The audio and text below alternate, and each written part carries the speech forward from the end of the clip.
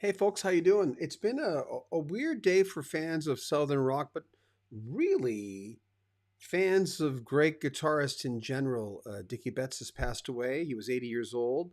When it comes to Southern bands, when someone passes away at 80 years old, there's almost this thing that, and people were saying today when I first reported on this, that they went, "Well, I'm surprised he lasted that long." That's a normal thing, or some people do the proverbial, "Oh, I thought he was already dead" thing. Um, no, that he wasn't, and he lived a colorful, colorful rock and roll life. How else can I say it? Let me just get to this.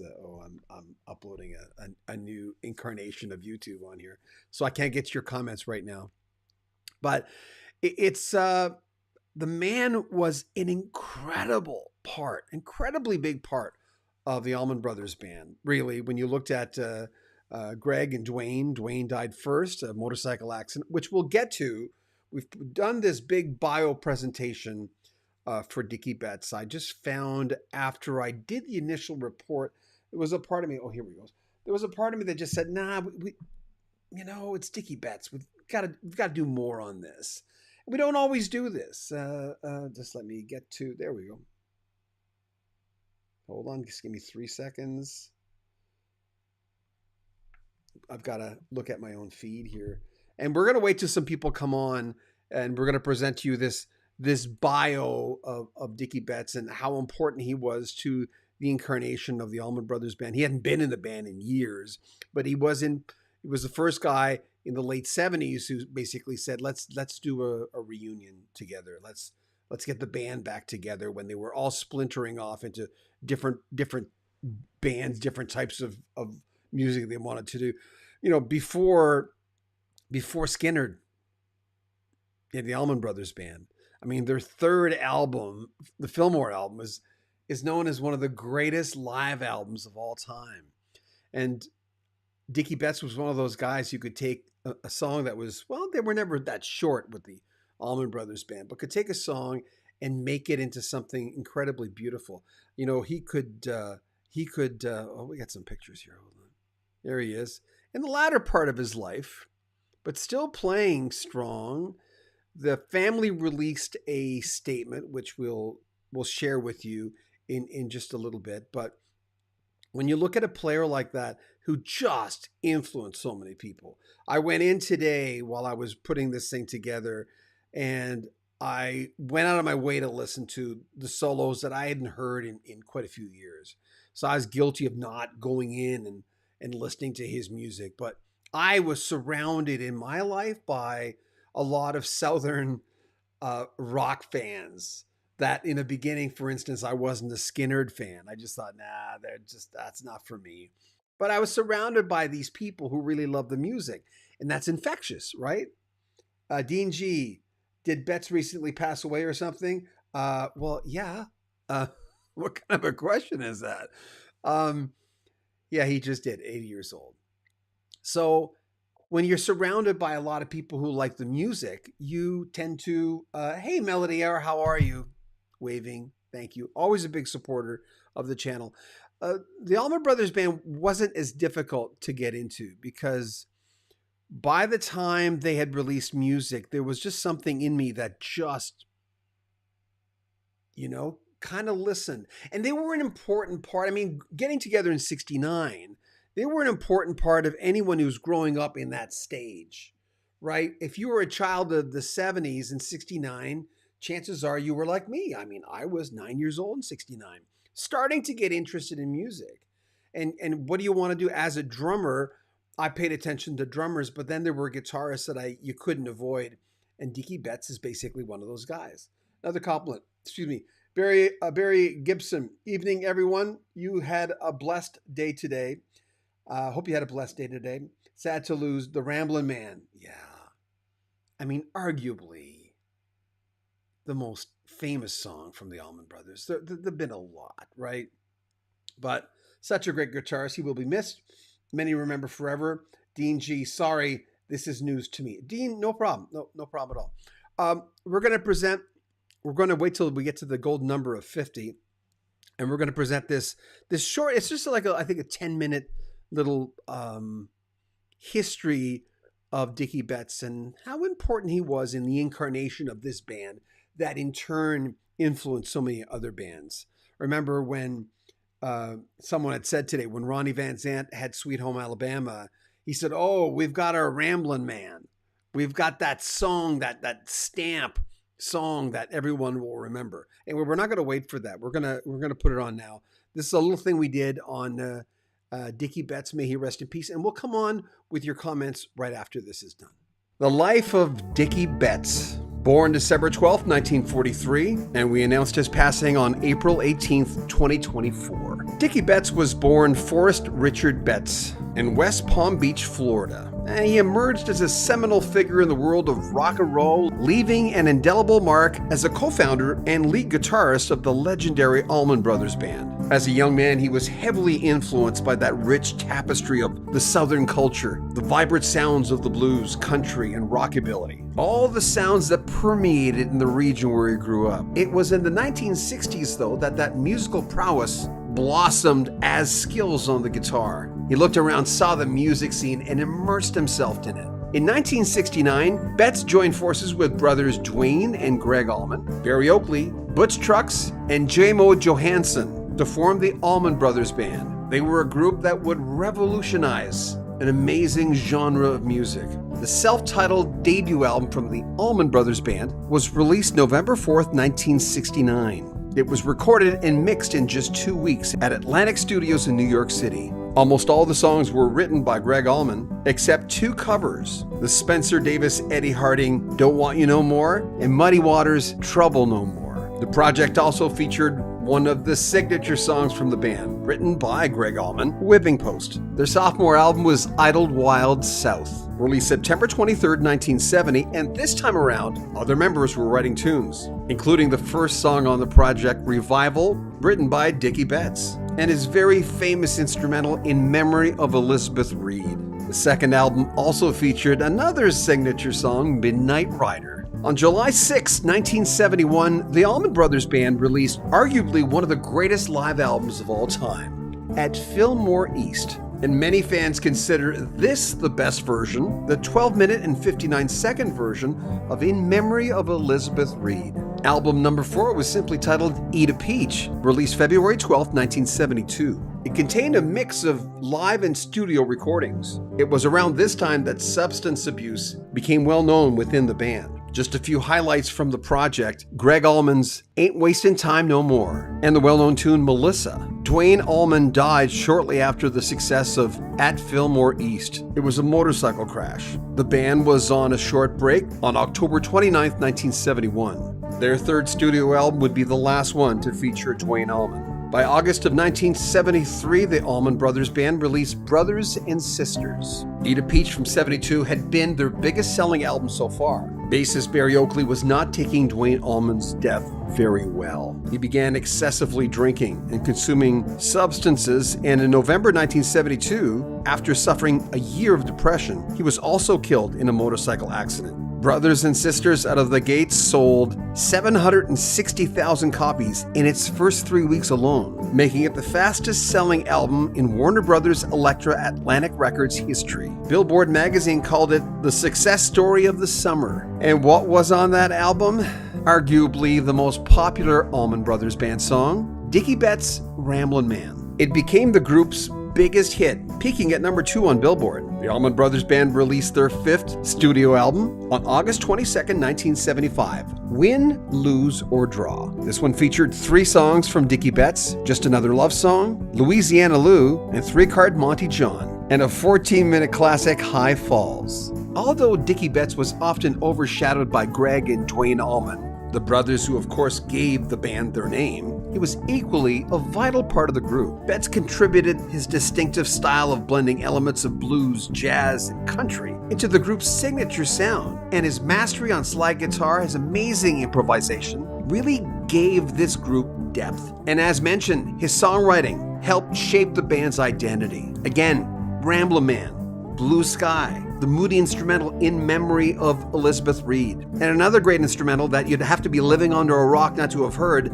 Jessica, and the latter-day hit Crazy Love from 1979's Enlightened Rogues. By that time, the Allman Brothers had broken up. In 1976, there was a lot of internal turmoil, a lot of substance problems, and the band kind of splintered into different acts. It was Dickey Betts who approached his bandmates and said, "Let's do that reunion." With all the success, Dickey Betts still had a lot of personal and professional challenges throughout his career. Tensions within the band, exacerbated by substance abuse issues and creative differences. That's what led to the dissolution of the band originally in the late 1970s. But he continued releasing a lot of solo albums. In the late 80s, he reunited with his former bandmates and got the Allman Brothers band in fold again. There were reunion tours, and all who were close to him always said the same thing. His passion never waned on the music itself, and Betts' influence went way past the Allman Brothers band. His very innovative approach to guitar playing and songwriting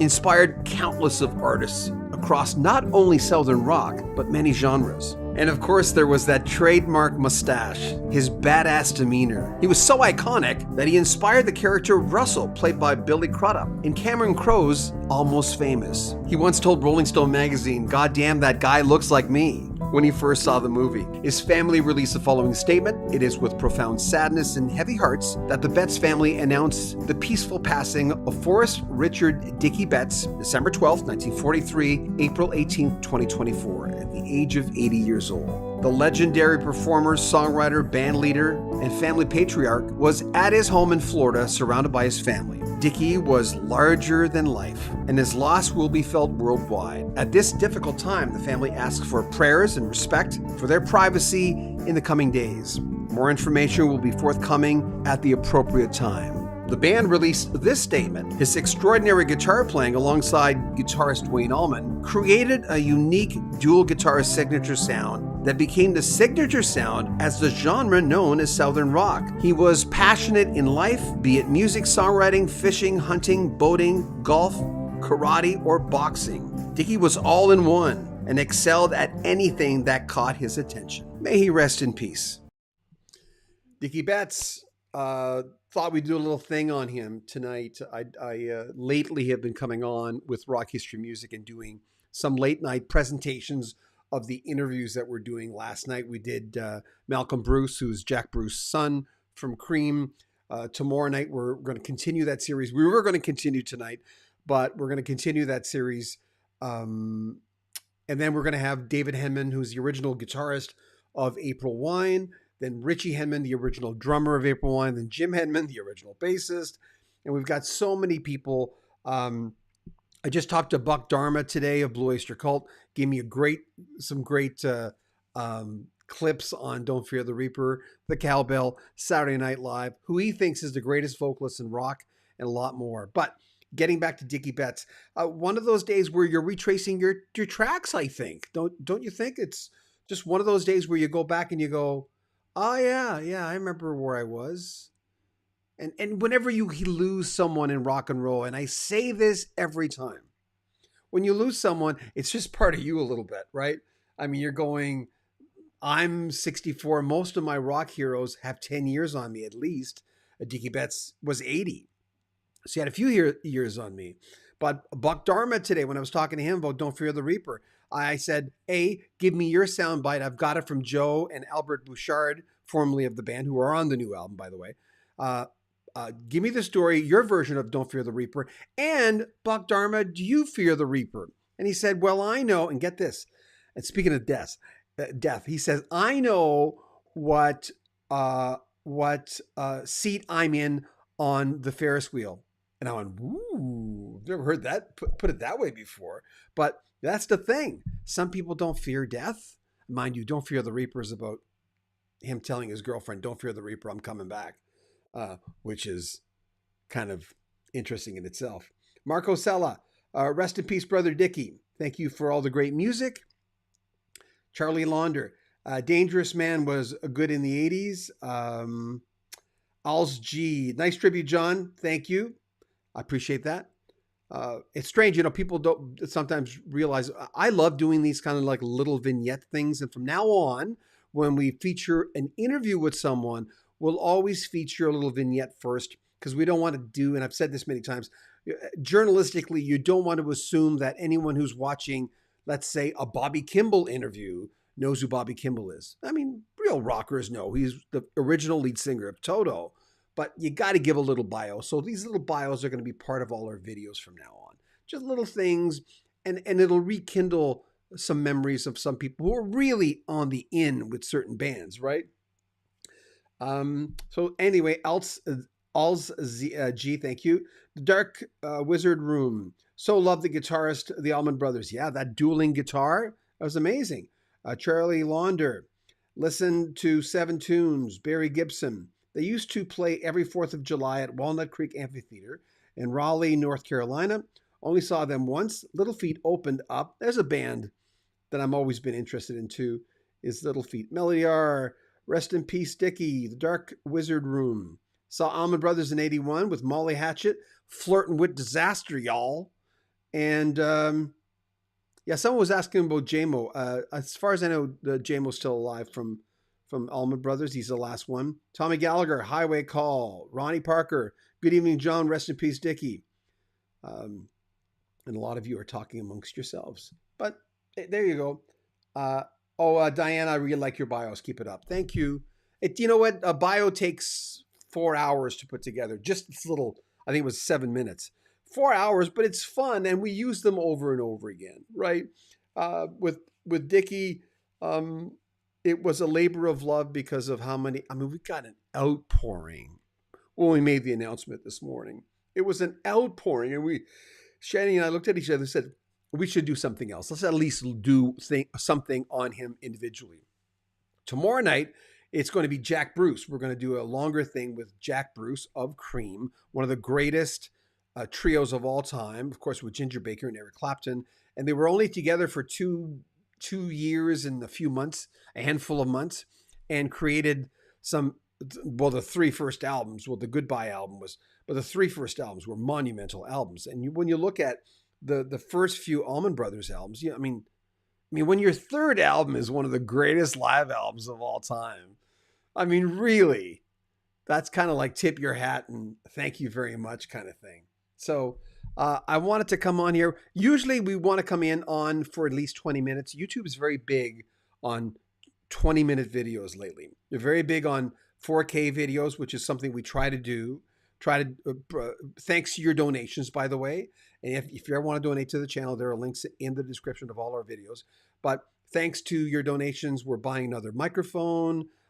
We bought a new camera last year. So that really makes a difference to us because YouTube's income is like, all over the place. It's crazy. But it's been a day of thinking about Dickey Betts today and a day of looking back because you do. I'll assure you the hits on Apple and Spotify and your record collection and your CD collection and even some of your cassettes. Some of you might still have 8 tracks. I don't, but I just got rid of my player a little while ago. Of going back and listening, and then you find yourself going back and sitting in the same seat metaphorically that you were maybe. Oh, thank you for the super chat. Oh, Peter Evans, thank you. John, for all you do, a coffee fund or for whatever. Thank you for this. Oh, Peter Evans, I appreciate that. We're actually buying a Shure microphone, the SM7B microphone. It's not cheap, but it's a microphone that a lot of people who do podcasting, they use. And I have an Electro Voice mic downstairs in my studio, in my radio studio, because remember, I've been in radio 41 years, which I don't think even touches it. So there you go. So anyway, thank you very much. A few more comments before we let you go. Mid Rider, rest in peace, Dickey. I saw the original Allman Brothers band. Wow. On June 26, 1971. Do you still have your ticket? At the closing of the Fillmore East, it ended at 7 in the morning. Dickey, Dwayne, and the brothers were on fire till this day. Oh my God, probably the best show you've ever seen, right? I appreciate you sharing that. Jay Young, thank you for the wonderful tribute to an excellent timeless guitarist. He really was. May he rest in eternal heavenly peace. Nicely said. Ronnie Parker, I urge fans listening in Gatlinburg, Allman Brothers, taped 1971 on YouTube. Oh, cool. I'll check that out. I appreciate that. Thank you. So one of those days, going back and and listening. For me, it was Spotify because I sold all my records quite a few years ago, and I'm slowly buying them back. Duh. But it was just a moment in time for me of going back and realizing that how much of an impact that the Allman Brothers had on me, had on my friends. Like I said, my friends would come up to me and say, "Oh, come on, you're not into like Southern rock. You're not into Skinner. What's wrong with you?" And I remember by the time Molly Hatchet came out, when I first became aware of Molly Hatchet in the late 70s, a lot of my friends were going, "Come on, you at least got to buy Flirting with Disaster." And I'm going, "Yeah, I know, but I found they were watering it down a little bit, but I got into them too." So, Flirting with Disaster, y'all. Spacey, get to see him once back in 1998. Cool. Listen, I appreciate all of you coming on, and remember, all the things that are rock history music are in the description of this video. I'm going to try to come on as often as I can to do this sort of thing. And tomorrow night, it's going to be at least Malcolm Bruce, who's Jack Bruce's son. Man, he has interesting stories about his dad. I mean, one of the greatest trios of all time that influenced, just like Allman Brothers Band, influenced thousands and thousands of great music fans who just dug their stuff. We just did a big tribute on Dickey Betts. If you missed it, check out the rebroadcast. We'll also put it in its entirety on our sister station, Rock History Book, in about 15 minutes. Anyway, like the video. If you want to make a donation, it's in the description. If you want to join our Patreon, early access to all our videos, a lot of new early April Wine interviews on there right now. Like our videos and comment on them and subscribe to the channel. I think I said everything. I love you guys, and really, whenever we lose someone, it's another reminder to take care of ourselves and the people around us, right? So love you guys. Take good care of yourself. John Bowden, Rock History Music.